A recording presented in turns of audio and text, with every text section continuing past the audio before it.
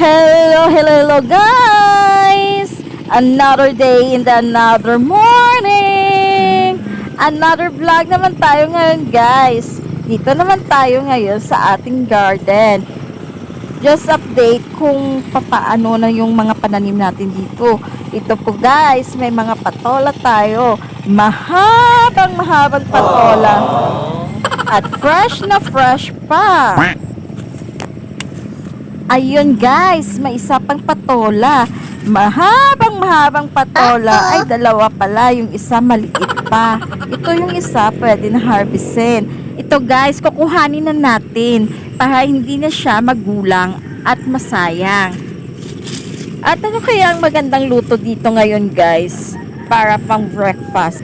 Mamaya guys, mag-iisip tayo kung anong magandang luto natin dito sa mga mahahabang patola natin na maha-harvest ngayong araw guys. Kayo guys, ano kaya magandang luto dito? Comment down below. Ito guys, oh, maganda talaga ngayon ang tubo ng ating mga bunga ng ating mga patola guys. Kasi medyo umuulan-ulan na dito sa amin guys. Sa inyo din ba umuulan dito dyan guys? Kasi nung nakaraang buwan guys, hindi ganito kahaba yung kanyang mga bunga. As in, ang iksi-iksi niya lang po guys. Kasi mainit. Mas mabuti na nga ngayon guys.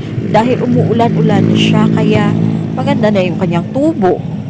At ngayon siya guys, marami siyang bunga. Hindi katulad dati na pa isa-isa lang. At ngayon, marami rin siyang bulaklak. Magaganda pa yung kanyang mga bulaklak.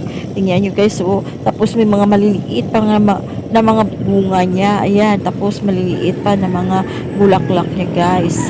As in. Nakaka-happy lang po guys kasi marami na siyang bunga. At marami na rin tayo maha-harvest.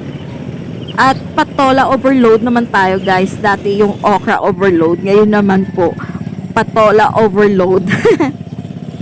O diba guys, basta mayroon tayong itinanim, mayroon tayong aanihin na fresh from the farm. Goodbye!